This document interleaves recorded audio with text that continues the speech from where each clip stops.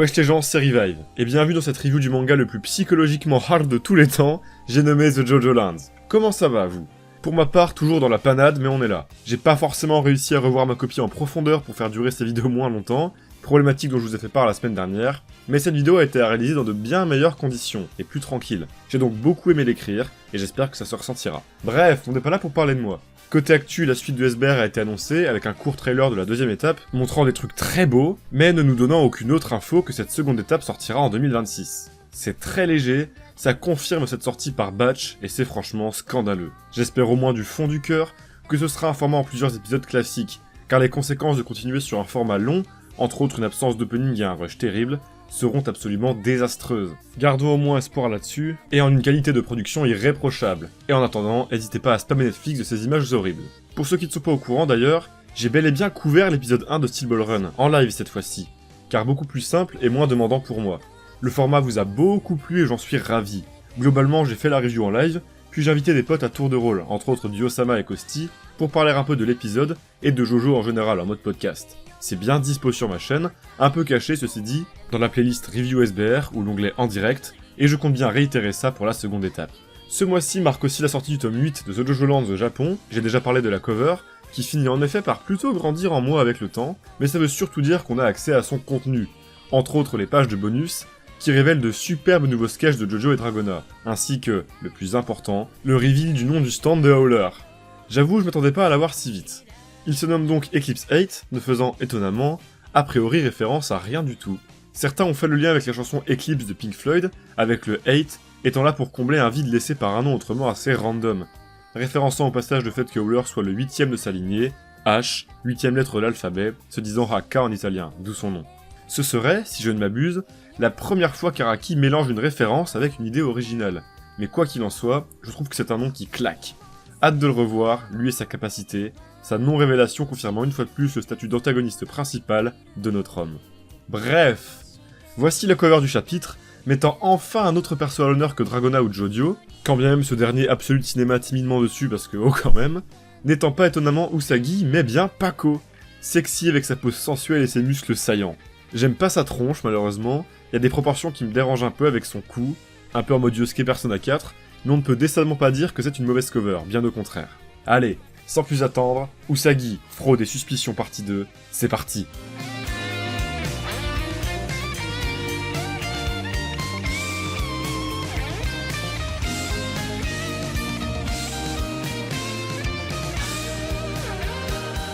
Bon, on a eu le droit ce mois-ci à l'un de ces chapitres plutôt linéaires, mettant en scène l'arrivée d'un nouveau stand, avec donc son lot de mystères, de construction de tension, jusqu'à terminer sur un gros effet wow, de la révélation partielle des capacités du stand, sans pour autant qu'on en comprenne tous les tenants et aboutissants.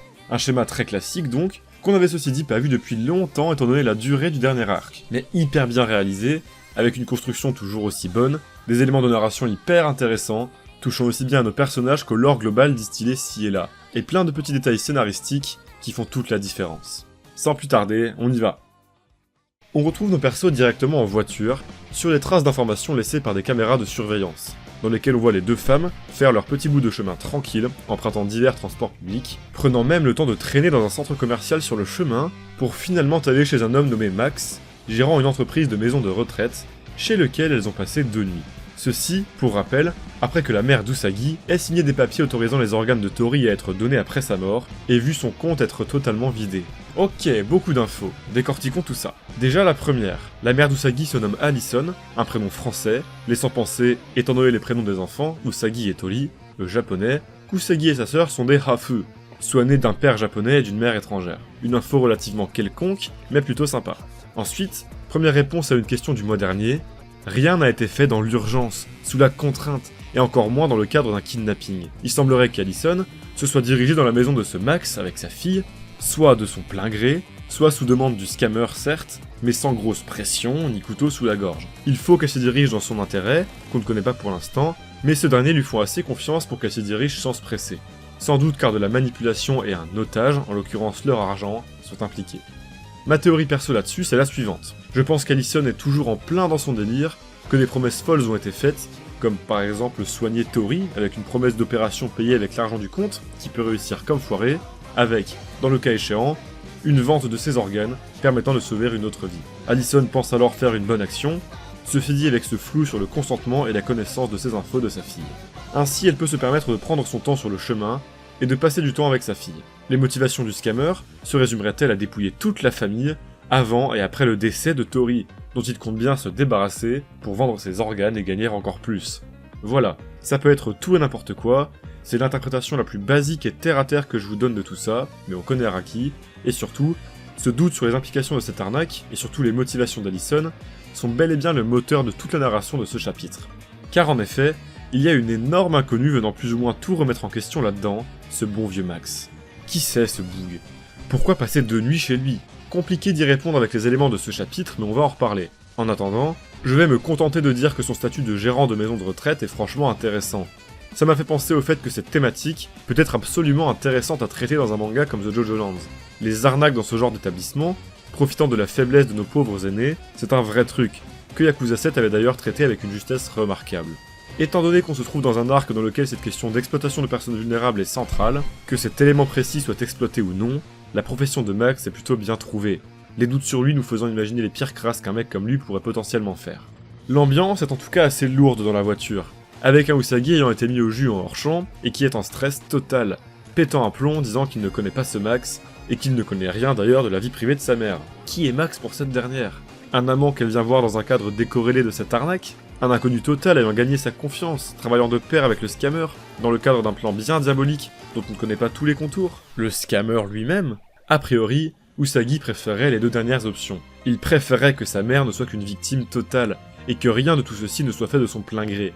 Car en effet, faire preuve d'une telle négligence, trimballant sa fille qui peut à peine marcher et l'emmenant dans des lieux aussi louches, qui plus est avec ces histoires de contrats sur les organes, il y aurait de quoi absolument vriller.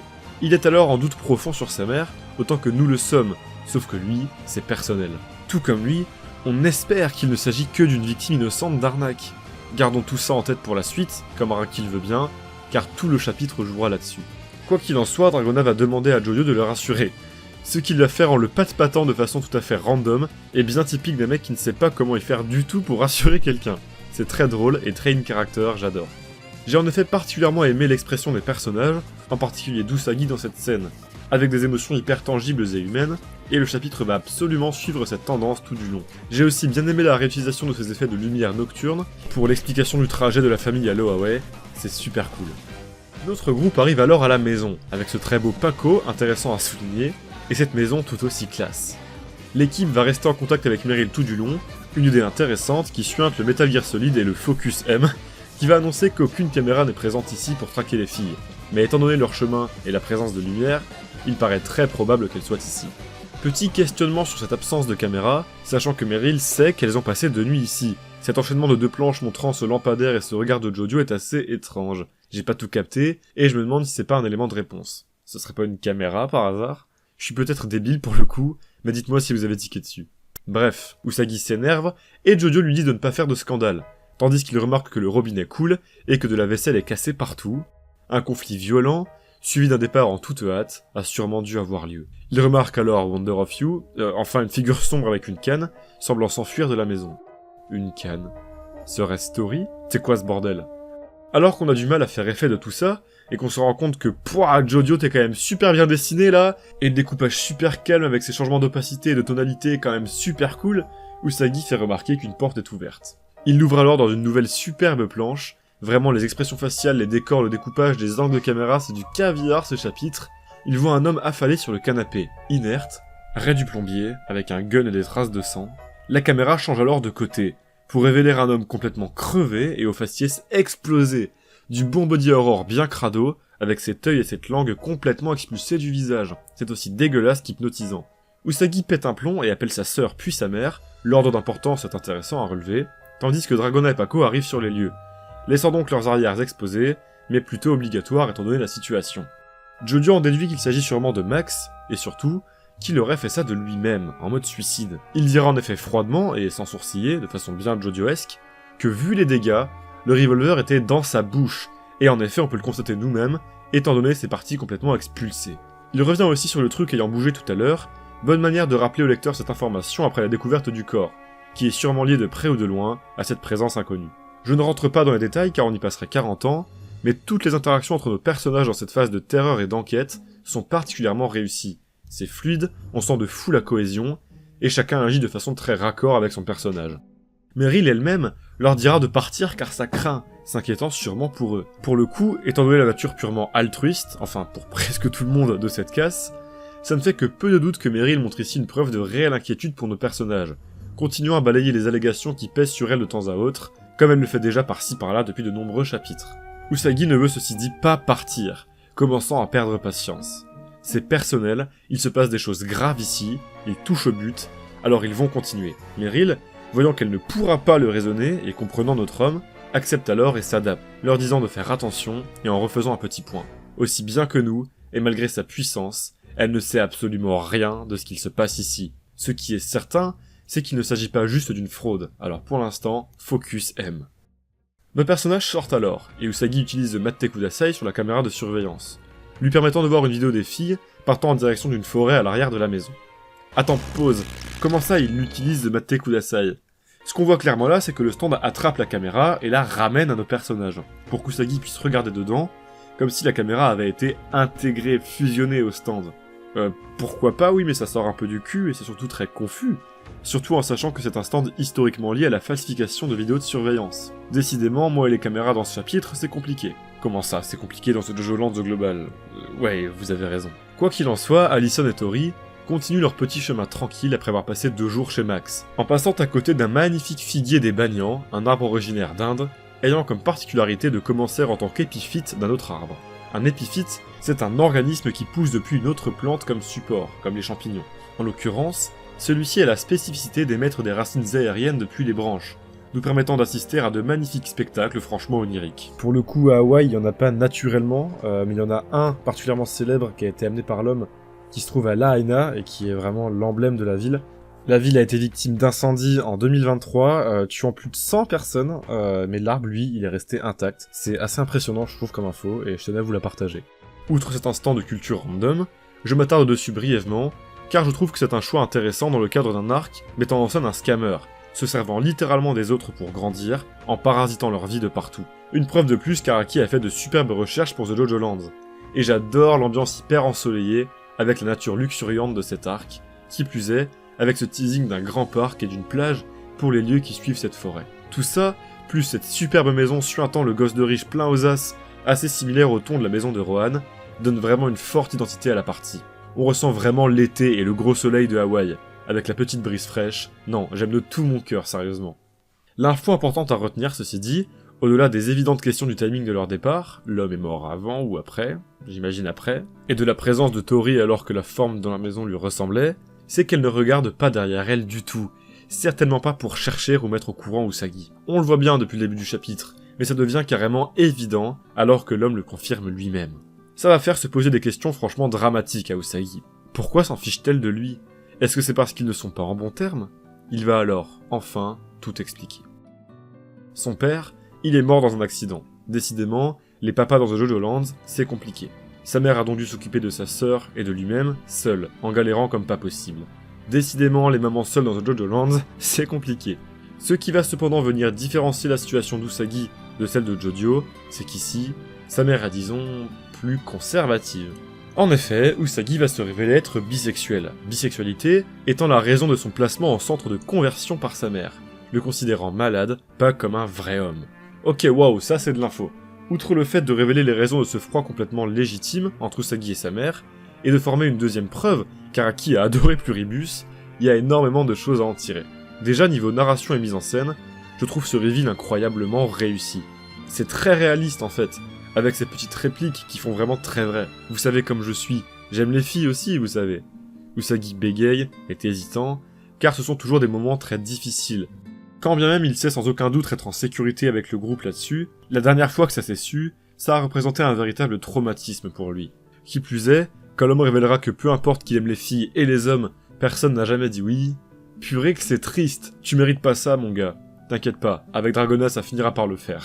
Même si je pense que tu vas mourir d'ici la fin de la partie. Ah bref, c'est trop triste, revenons au sujet initial. Je disais donc que ce reveal est hyper bien amené, touchant, tangible même. Ça en fait pas des caisses, on s'y attarde pas 40 ans, C'est placé là car c'est important pour le personnage, et tout cet arc avec sa mère, et puis voilà. Aucun des persos ne réagissent car, j'imagine que ça ne choque personne, et qu'aucun d'entre eux n'a de soucis avec ça. Ils savent pourquoi, ils passent à autre chose, et reprennent la traque pour sortir leurs potes de la merde. J'aime franchement ça. Maintenant, revenons un peu sur cette information importante, est-ce que ça implique dans la narration et le propos? Car c'est tout de même pas anodin, comme choix de la part d'Araki. Déjà oui, on le sait, Araki touche des thématiques très actuelles, intimistes, même progressistes, dans The JoJo Lands. L'identité de genre, les troubles mentaux, et maintenant la bisexualité. J'y vois là une volonté, outre cette évidente façon d'enfin embrasser toute l'esthétique queer de JoJo, maintenant que c'est plus répandu et accepté, d'accentuer l'identité et la symbolique autour de nos protagonistes. Ce sont tous des gamins qui sortent des clous de la société, s'intégrant vraiment dans une strate très underground. Ils ne correspondent pas au modèle classique de sexualité, ne réagissent pas de la façon la plus communément admise, ont grandi dans des contextes familiaux plus ou moins misérables, et ne parviennent pas à s'insérer dans la société pour toutes ou certaines de ces raisons. Confronté à un hauler, le richissime homme blanc hétéro, qui a tout obtenu de par son héritage, ayant grandi dans des conditions merveilleuses, c'est véritablement le jour et la nuit. Ce que fait Araki, c'est pas confronter la gentille jeunesse woke contre le méchant homme blanc hétéro avec cette finalité précise, non. Tout comme la finalité de cette partie ne sera pas de dire « l'argent c'est mal, c'est n'importe quoi, faut vivre de troc et de cailloux et de bâtons ». L'homme n'a jamais été manichéen et ne le sera sûrement jamais. Les antagonistes principaux en sont une belle démonstration. Leurs motivations et raisons de leur philosophie sont toujours explicitées et questionnées. Il y a bien quelques exceptions, mais c'est toujours justifié. Diavolo par exemple est conçu pour être démoniaque pour le coup. Seul au moins on se dirigera plutôt vers un hauler qui s'avère être lui-même victime de ce système, acquérant en fait une certaine conscience quant à son statut et son héritage ou un truc du genre. Malgré tout, il paraît tout de même clair d'affirmer que JoJo est ouvertement un manga progressiste, dont The JoJo Lands est le meilleur exemple.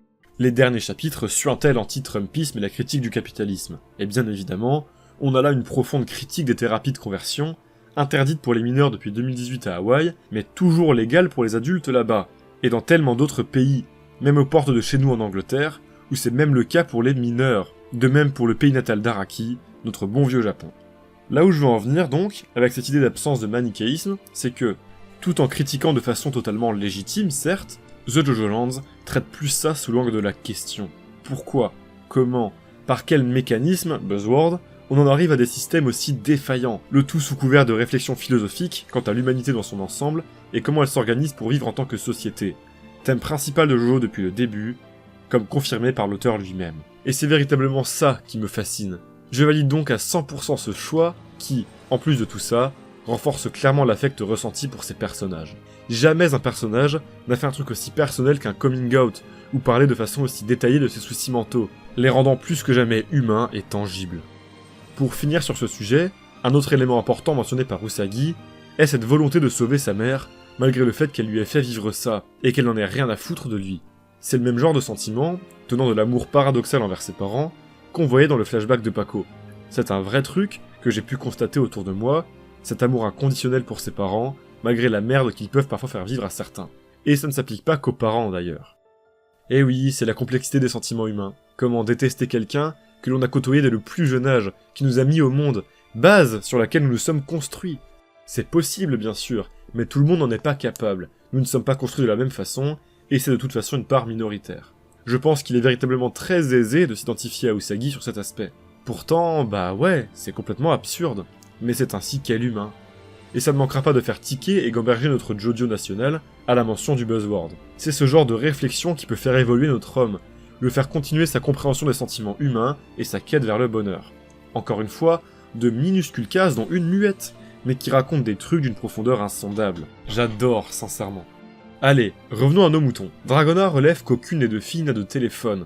Il doit y avoir une raison pour laquelle elles ne peuvent pas être contactées. Signe de directive directe transmise par quelqu'un ou d'un choix volontaire, le doute est toujours placé. Quoi qu'il en soit, la police est dans le coin, et notre groupe vont se diriger au zoo se trouvant juste à côté, en quête de Tori et Allison. Avant ça, prenons un petit retour en arrière parfaitement placé, voulez-vous?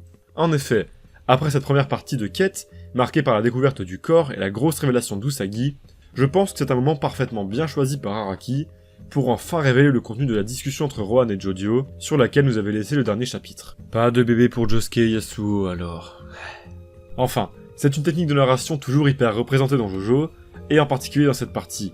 Ça aurait en effet été étonnant d'avoir un chapitre entièrement linéaire. Il y a toujours des questions en suspens, Toujours des trucs à aller chercher pendant la lecture d'un chapitre. Ça, plus la petite cassure qui fait du bien au rythme, sont les principales raisons de pourquoi cette technique est toujours aussi efficace. Quoi qu'il en soit, cette discussion va répondre à un certain nombre de questions, franchement bienvenues.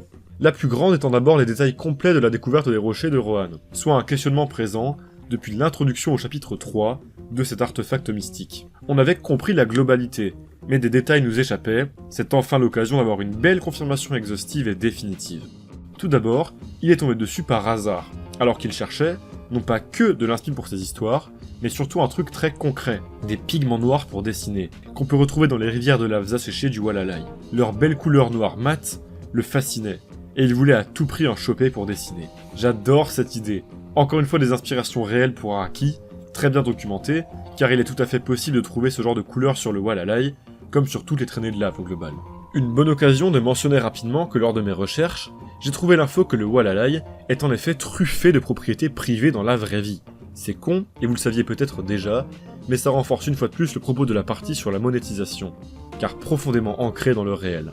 Dans la vraie vie, c'est pas pour avoir le monopole sur des sources naturelles, ou même construire des armes qui sait que les propriétés sont privées sur le Walalai, c'est bien une question de préservation de l'environnement a priori, et c'est hyper intéressant qu'Araki ait exploré en fait les potentielles dérives de ça, voilà. Peut-être même qu'Araki a constaté ça de ses propres yeux en visitant Hawaï, et que ça lui a donné toutes ses idées pour Jojo Lands, qui sait. Bref, en tout cas je trouve cette idée super. Ça renforce d'autant plus la détermination et l'investissement de Rohan, prêt à escalader des putains de volcans pour dessiner comme il le souhaite. L'homme est aussi investi que son papa, le self-insert est une fois de plus total, j'adore. Ensuite, ça m'a franchement surpris, mais on a revu ces putains de chats avec une gueule toujours aussi minable. Ils jouaient avec le premier rocher de lave que Rohan a vu de ses yeux. Ce sont eux qui l'ont trouvé, suite à quoi Rohan a fait ce qu'on savait déjà depuis le chapitre 12, tester les rochers avec ses billets, sous le regard de Charming Man, en pur aura farming contre-plongée ombrée, ayant découvert ça par pure coïncidence en faisant tomber un billet. Même si on le sait, rien n'est coïncidence dans l'univers d'Araki. On apprend donc qu'avant que Charming Man ne les apprivoise, ils étaient des chats errants dans le coin, et donc le laps de temps dans lequel il les a apprivoisés puis envoyés chez Rohan, ça doit être tout de suite après cette scène a priori. Je trouve l'idée de faire jouer ces chats avec le rocher hyper drôle. Peut-être que c'est plus que ça, que le fait qu'ils soient des manières de stand soit en raison du Walala et la paume du diable, tout ça, bref les théories conspirationnistes jojolandesques, qu'ils soient plus liés que par un hasard rigolo au rocher, et que le fait qu'ils tournent autant autour de ce dernier ne soit pas une coïncidence. Je pense pas, je pense que c'est juste un truc marrant parce que ce sont des chats, mais gardons ça dans un coin de notre tête, pour notre côté complotiste au cas où. J'ai en tout cas adoré l'idée de les mettre à nouveau en scène, ça prouve une fois de plus qu'Araki maîtrise absolument sa narration sur cette partie, et c'est un réel bonheur. Dernière info, les billets ne se rassemblaient qu'autour de 2 rochers de lave sur de très nombreux. On le sait depuis longtemps, seuls certains rochers ont ses propriétés, Rohan les étudie, Howler a des écrits de famille décrivant une façon ésotérique de les repérer, on est toujours dans le flou et c'est normal, tout ça on sait. L'info à retenir ici, c'est que Rohan annonce en avoir ramené 2 chez lui, seulement les 2 fonctionnels donc. Or, on a bien vu qu'il y en avait des dizaines sur lesquels il faisait ses expérimentations. Soit Araki a oublié, soit il a juste été en rechercher d'autres, après, pour les étudier plus en détail et comprendre leur fonctionnement. Sachant que les 2 seuls fonctionnels étaient enfermés dans son coffre, ça paraît pas déconnant que ça a été les premiers chronologiquement. Je pense plus là-dessus, mais ça peut porter à confusion. Une petite réplique sur le fait qu'il y soit retourné après aurait aidé. Quoi qu'il en soit, Jojo lui demandera timidement s'il reste des rochers là-bas, et se fera devancer par Rohan, comprenant tout de suite où il veut en venir. Notre mangaka favori est ok avec le fait de lui donner l'emplacement, mais c'est Rohan, on le connaît, il lui faut un truc en échange. Et non, être son plus grand fan à tout jamais ne suffira pas. Ça m'a fait rire de retrouver ce Jojo. Pour rappel, bon fatboy de Rohan, malgré sa pointe d'ironie. Rohan va rebondir, en faisant remarquer que si son rocher s'est dégradé, c'est car ils ont mis leurs mains sur quelque chose de grande valeur. L'homme est comme à son habitude très perspicace, et va surenchérir en disant que lorsqu'on parle d'argent, le plus on en a, le plus lourd ça pèse, de façon aussi concrète que symbolique. J'aime l'idée, et tout ce que ça amène sur le poids des responsabilités et des convoitises qui vont avec. Le poids, Rohan, lui, il veut le connaître pour choper de l'inspi pour son manga. Qu'est-ce qui fait que cet argent que possèdent Jojo et sa team leur apporte aujourd'hui un poids? Jojo va commencer son explication en révélant que ce sont eux qui ont coulé Howler, ébahissant tout bonnement notre homme. Du pur aura farming, avec ce détail très cool de Jojo qui demande l'approbation à Meryl avant de révéler la chose. Il va alors expliquer ensuite qu'ils sont actuellement sur une situation impliquant 300 000 $, le montant volé à Usagi pour rappel. Il dira, lors d'une case absolument sublime, qu'est-ce que t'es beau Jojo, que même si cette histoire semble a priori décorrélée, on peut aussi voir ça comme un ennemi qui vient à leur poursuite. Et c'est donc cet ennemi qui serait le poids de l'argent, comme le demandait Rohan. J'ai un peu de mal à comprendre exactement où veut en venir Jodio. Est-ce qu'il pense que cette histoire avec la mère d'Usagi pourrait être liée à quelqu'un ayant découvert le fait qu'ils aient mis la main sur la fortune de Howler, soit directement sous les ordres de ce dernier, soit un mec random possédant ses propres motivations, et donc il aurait ciblé la mère d'Usagi après avoir fait des recherches sur la fragilité de sa fille pour, de fil en aiguille, tendre un traquenard à notre groupe? Est-ce que même si c'est en effet pour l'instant décorrélé, Jodio pense que de fil en aiguille, ça va les mener à quelqu'un qui veut choper leur argent, que cette personne soit le scammer ou non? Étant donné le côté très perspicace et « je vois loin » de Jodio, ça m'étonnerait pas. Lui-même dira qu'il se fait peut-être des films, qui confirment selon moi cette idée. En tout cas, si c'est bien ça, j'ai hâte de voir si c'est vrai. Et si oui, comment tout ce bordel est lié à la chute de Howler? Quoi qu'il en soit, ils ont besoin d'un rocher pour traquer ce mec. Bingo, ça a l'air de plaire à Rohan, qui est tout oui, et nous laisse sur ce regard gambergeant en se frottant le menton. Putain, je sais pas vous, mais cette scène m'a franchement bien pris la tête. Qu'est-ce qu'elle veut nous raconter précisément sur la récupération d'un nouveau rocher? A priori, Jodio en voulait un pour traquer l'ennemi, mais visiblement, ils n'ont pas l'air d'en avoir. Peut-être qu'ils ont été en récupérer un hors-champ, et que ça va se révéler en grande pompe dans un moment critique, mais non, ça colle pas temporellement. Tori et Allison étaient déjà partis depuis 2 jours dans le dernier chapitre, et c'est la même info qui est donnée ici. Donc a priori, le groupe est parti direct après le coup de fil à Rohan, une fois qu'Usagi s'est réveillé. Puis même, c'est un enjeu majeur, une grosse galère, qui mérite son arc entier. Alors pourquoi se lance-t-il à la poursuite de cet ennemi sans rocher? Comment se terminer cet appel? Rohan a-t-il vraiment une piste sur la façon d'en retrouver, sachant à quel point sa découverte tient du hasard fortuit, étant donné l'ésotérisme dingo que ça a l'air d'être pour trouver un nouveau rocher? Est-ce que cet enfoiré ne savait juste pas? C'est possible. Pourquoi encore garder l'issue de cet appel secrète, Araki? Qu'est-ce que tu veux faire avec cette narration? J'avoue être un peu perdu. Généralement, ce genre de retour en arrière dans le récit ont une utilité autre que juste marquer une pause à un changement de rythme bienvenu. Mais là, j'ai du mal à en cerner le but exact. Genre oui, c'est utile car bourré d'infos importantes, mais comment ça s'intègre exactement dans les enjeux actuels? Je serais ravi de lire ce que vous en pensez en commentaire. C'est véritablement le gros point mystérieux du chapitre, le reste étant logique et attendu pour l'introduction d'un nouveau stand. Là, c'est juste un énorme éléphant dans la pièce qui vient me faire bouillir le crâne. Enfin, quoi qu'il en soit, j'ai adoré la scène en elle-même, c'est un bonheur de revoir Rohan, d'avoir autant de nouvelles infos importantes, et bordel qu'elle aura des deux côtés. J'adore définitivement leur dynamique à ces deux-là. Autant que l'idée d'un Rohan qui aide de loin en échange d'inspiration pour son manga, je trouve ça très mignon. De retour au présent, Usagi, franchement perturbé par la visite d'un zoo de sa mère et sa sœur dans de telles conditions, commence à s'impatienter et à péter les plombs, prenant une simple branche pour la canne de Tori.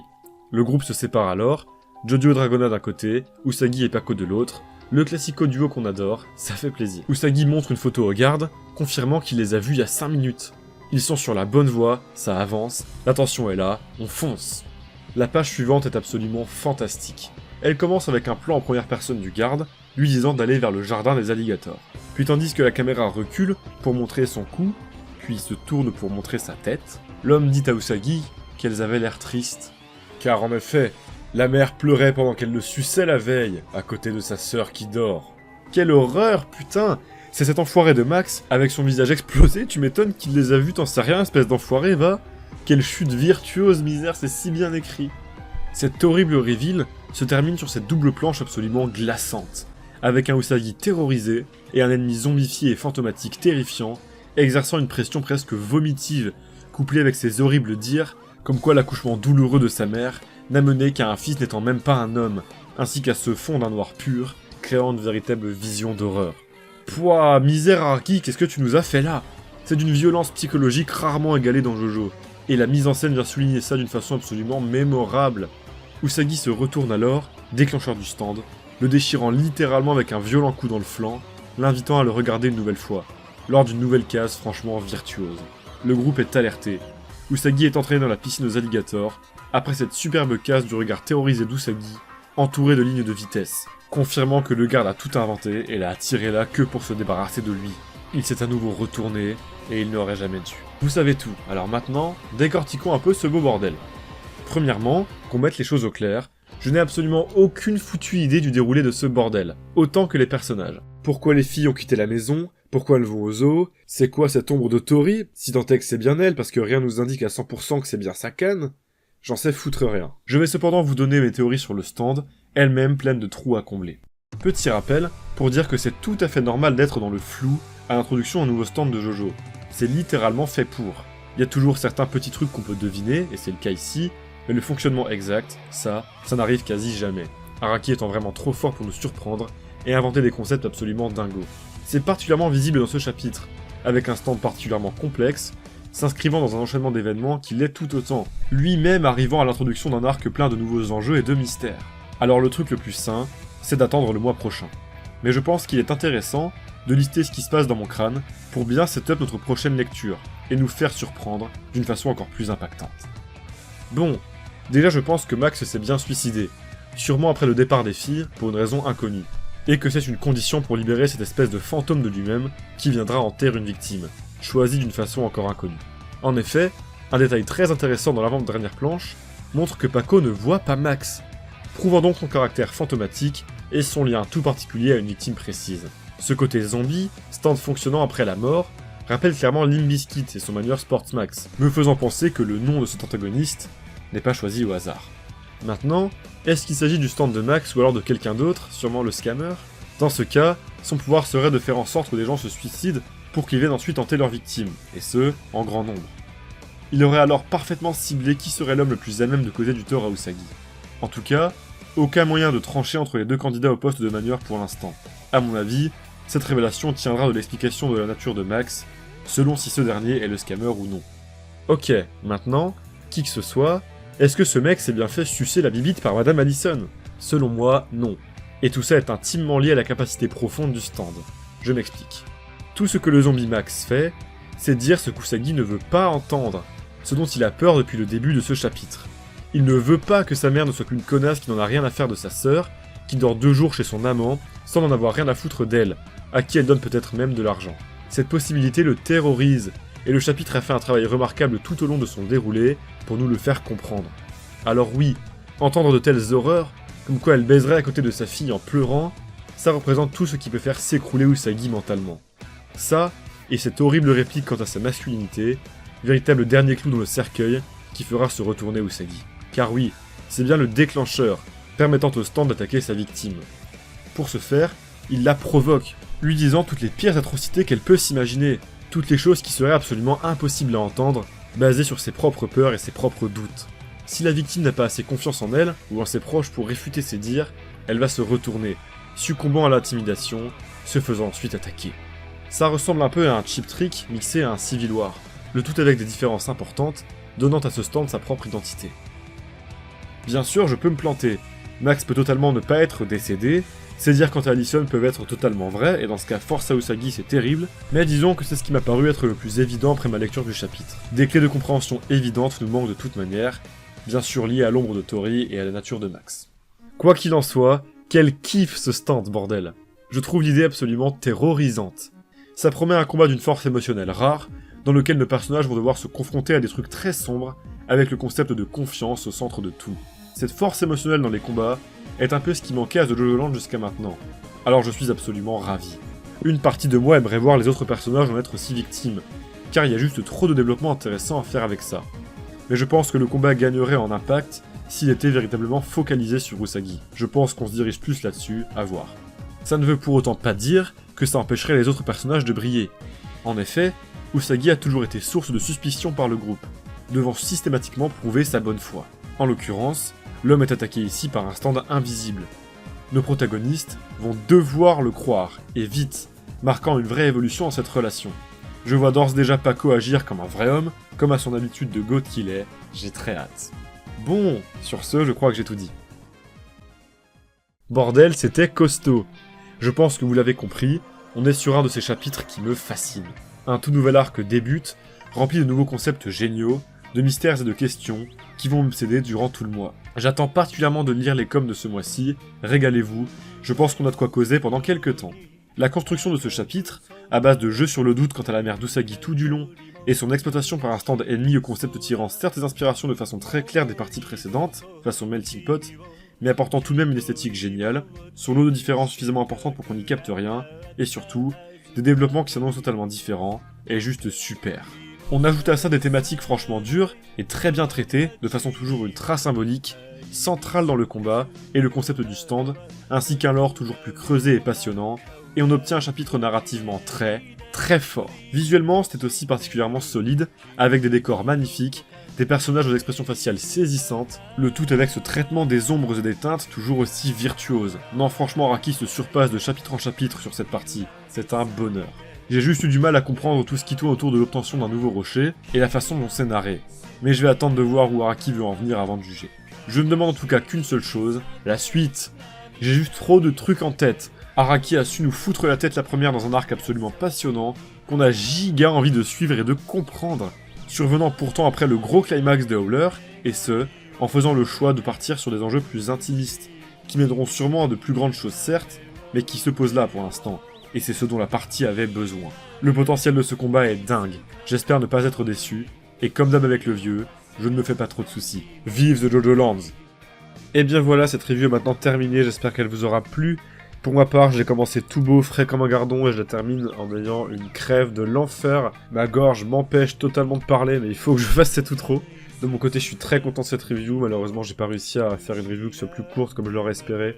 Je garde toujours ça en tête, c'est vraiment important pour moi, sincèrement. Mais je suis très content de ce que j'ai pu faire ce mois-ci. J'espère que la passion s'est ressentie, et je suis désolé pour ceux qui ont cru à la chronique sur Toru. Mais j'espère que cette review aura su vous remonter un petit peu le moral. N'hésitez pas à me dire ce que vous avez pensé en commentaire, ainsi que du chapitre. C'est un chapitre sur lequel il y a beaucoup à discuter, et j'ai très hâte de voir tous vos gros pavés comme d'habitude. On se donne rendez-vous en tout cas le mois prochain pour la review du chapitre 35 que j'attends avec une énorme impatience. Je pense qu'on se dirige vers un arc absolument génial. Jouez à plein de trucs, lisez plein de trucs, et n'oubliez pas que The Jojo Land, c'est quand même vachement bien. J'ai mal, putain.